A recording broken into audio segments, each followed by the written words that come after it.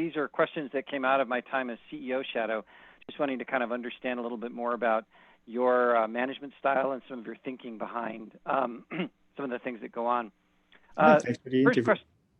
Yeah, great. First question is about Chief of Staff. I had the unique position of being CEO Shadow for a week with Stella and then a week after Stella left. I'm curious about kind of the difference for you and your experience between before you had a Chief of Staff versus after she started. Like, how does that change your world as a CEO? Yeah, it's a big help. You have someone who you can put on projects that come up. There's continually things that like aren't going great. And if you have a Chief of Staff, you can say, hey, go figure this out. Bring the people together, go figure it out. If you don't have a Chief of Staff, you still have to resolve the same projects. But the problem is you have much less time. So as in a meeting today, if I had 10 hours, it would have been a way better experience for everyone. But now I have 1 hour. So we're going to make the same amount of change in 1 hour. It's very harsh on people.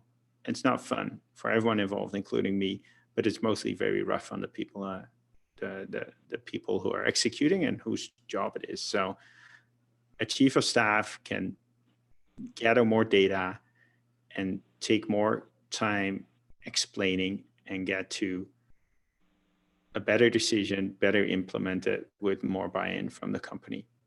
If I have to do it in 10 times less time, it's going to be very rough for everyone, and it's more likely to be the wrong decision. So it kind of ultimately gives you more confidence in the decisions that are being made and the processes that are being followed. Yeah, I'd say it's just, it increases the chance that we're taking the right decisions, and for sure we're implementing them in a better way. Yeah, great. One of the things that caught me off guard a little bit in the CEO Shadow program, but that I kind of came to like, is the one-on-one meeting agenda format that you follow with your direct reports, and that is well documented in the handbook. For anyone who hasn't seen it, the format has a lot of parts to it, but one of the parts is that there's no section for each meeting with like a date on it, and the sections are numbered, and you always start at the bottom with the last item, and sometimes jump very quickly up depending on the status of the different items. I'm curious about sort of the evolution of that approach, because it's very unusual, and sort of how did you arrive at that? I'm sure it wasn't all at once. Yeah, I used to do meetings where kind of we made an agenda per meeting, but then what you kind of want to see is like, hey, did we follow up on items? Like stuff was getting dropped, stuff was not put on the next meeting agenda, and it didn't happen. And it's such a waste of time if we discuss something, we agreed on an action, and it's not being taken. And then also, those agendas grew over time to many, many pages, and they take a long while to load.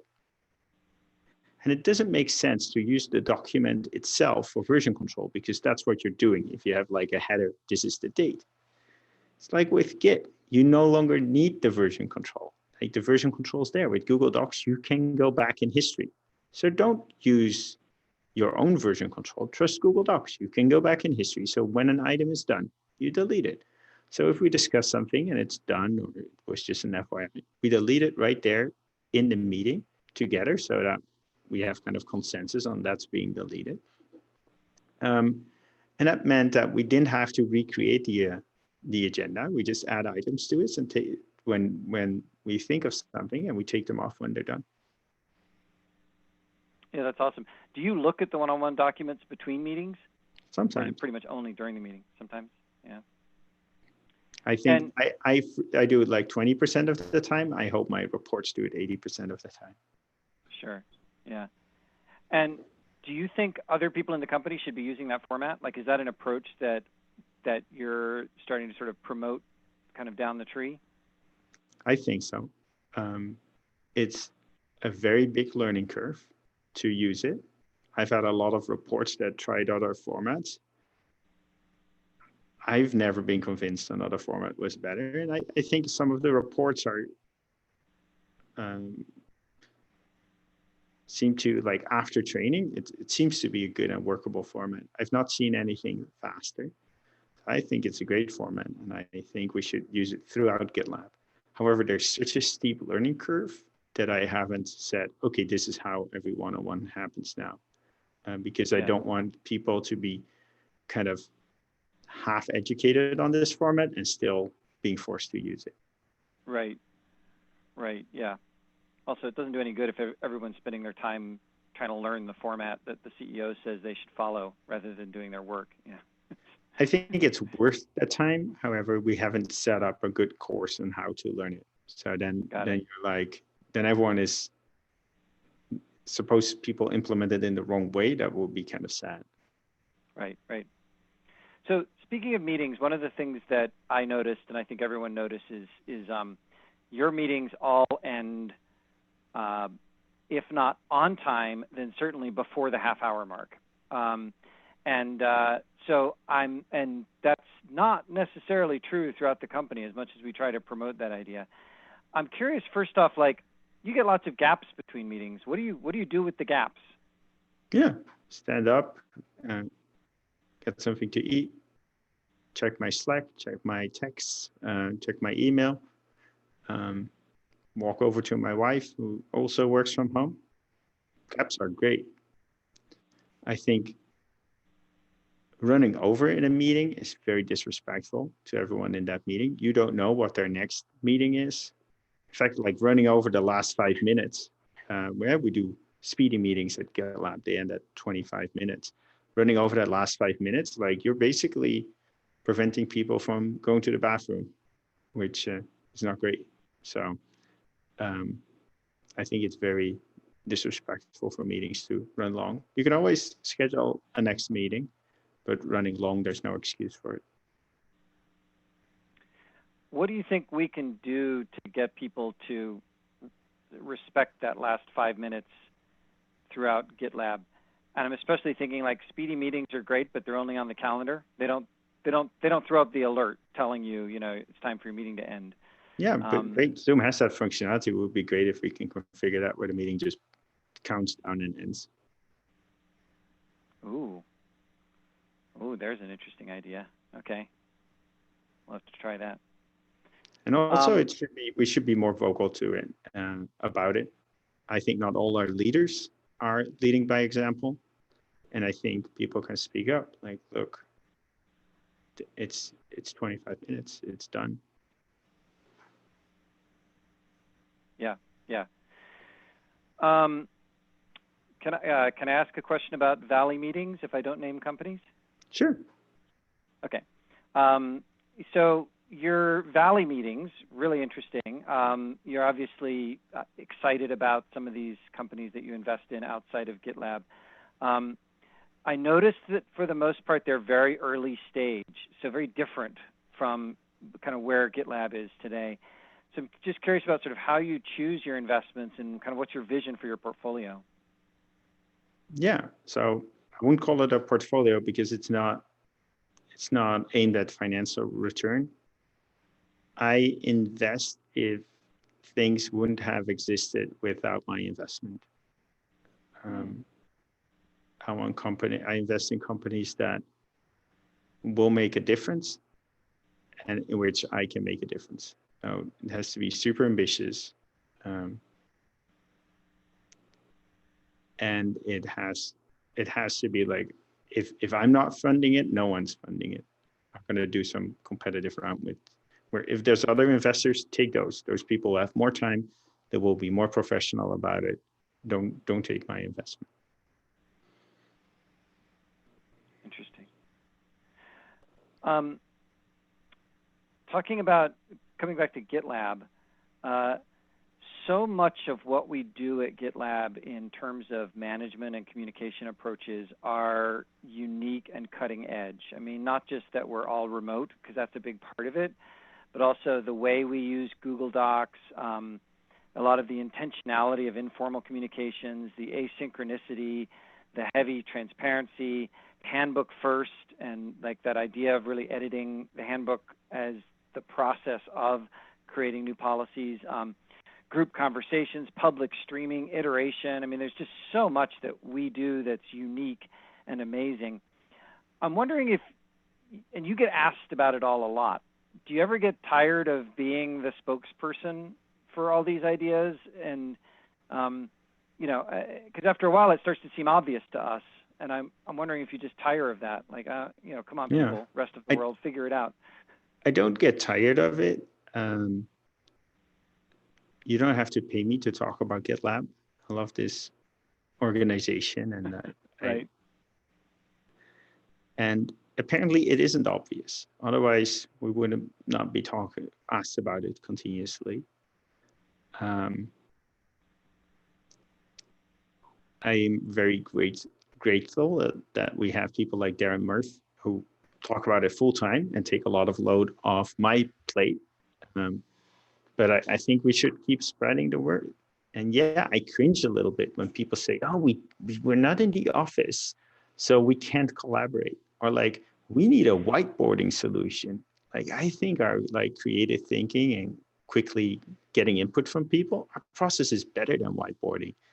And yeah, I look forward to keep banging that drum and trying to promote it. And it's been amazing. Actually, I'm very grateful. Like, we had a day this month where the Washington Post, the Harvard Business Review, and Fast Company all had an article about GitLab, like, and how we do remote work. So I think we are having an impact with our message, and that's, maybe you spot the pattern. I want to have an impact, and so as long as that's happening, I'm very happy.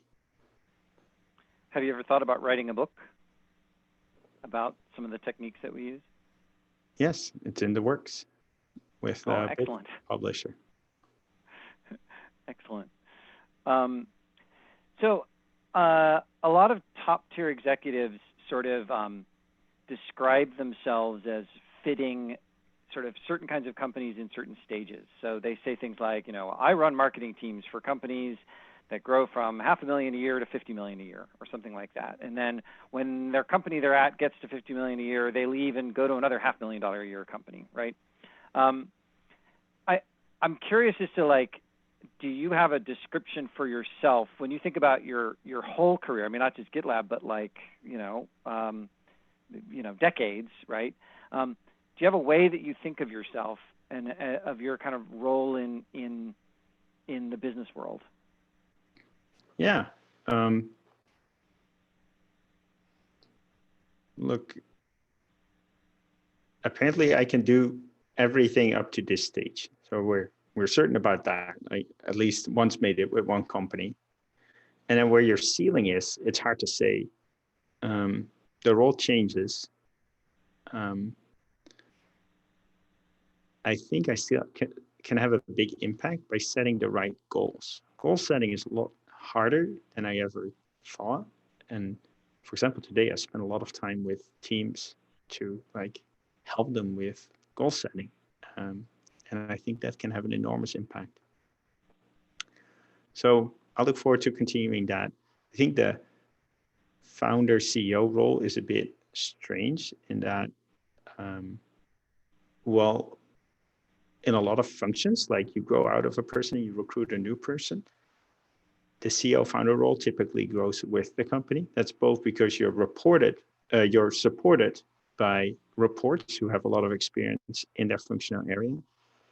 And when they looked at like, hey, why are technical companies or product companies with a founder CEO at the helm doing better? There's two things. You know the background of certain decisions, so you know when to change things, when like the old assumptions no longer hold. That is very powerful. Like, should we change that pricing?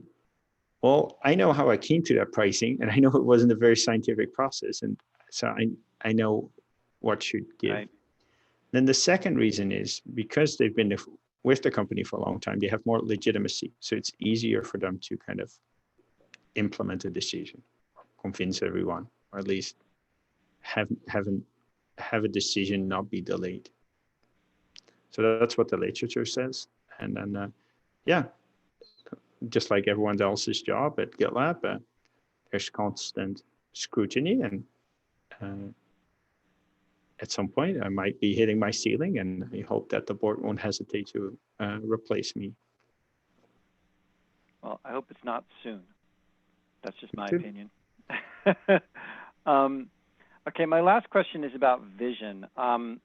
There were several conversations during the CEO Shadow program where I picked up on a vision for GitLab that you seem to have that's sort of like the 10-year vision that is huge. I mean, just enormous. You talked about where our growth efficiency or magic number is over 1.5, where we're the top company in DevOps, and even where we sort of become more of a cloud company. Thanks, Philippe. More of a cloud company with like maybe mostly consumption revenue as opposed to mostly user revenue, part of a $1 trillion market, the GitLab cloud, better experience than Heroku, some of those kinds of phrases. Yet, not many people, other people in the company really kind of see or get that vision, right? Like people are still like, oh, we have the tools for the end-to-end DevOps, in a single application. So I'm curious about whether do you intentionally hold back on describing the vision, or is there kind of a ramp to sort of getting the broader company kind of thinking in that bigger long-term way, or does that maybe get in the way of being efficient with our current work? I'm sort of curious about where that fits in. Yeah, it's changing the whole time. So I don't know. Like, it's nice to talk about like a 1.5 growth efficiency, but guess what's the most successful subscription revenue company? It's Salesforce. And what their magic number is? It's not 1.5. It's not 1. I didn't do the exact calculation, but I think it's around 0.5. So what's the best for GitLab? I don't know. So if I would be certain about any parts of that vision, I would put them on our strategy page. And we're actually updating the strategy page soon.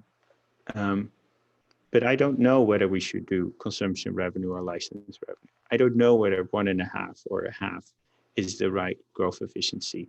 So I sometimes paint a picture like, hey, this is where we could be going, and I want to kind of push and see what changes if we try to do that. But they're up in the air, and we're not certain whether we're going there. I'm happy as long as everyone in the company knows where we're going this month, today, this week, this month, this quarter, this year, the next couple of years. I think that's good enough. And then we have and everyone can contribute mission that we stick to. But that 10-year is like really interesting, and it's really hard to predict. And I want to keep an open mind of what is possible. So sometimes I paint that, but there's not a lot of certainty there. And I don't, if there were the parts that are certain, we put on the strategy page, like our 2 turbos, the turbo of the single application and the turbo of the contributions by the wider community. And hopefully that I do a better job of spreading within the company. Yeah, absolutely. I suspect that the being willing to admit you don't really know the long-term vision and being willing to be really open-minded about that probably serves us all really well. I think there's a lot to kind of the ability to hold 2 opposing ideas in your head at the same time. Yeah. Those are all my questions. Thank you so much, Sid. I really appreciate it. Thank you. Appreciate it. And have a nice weekend.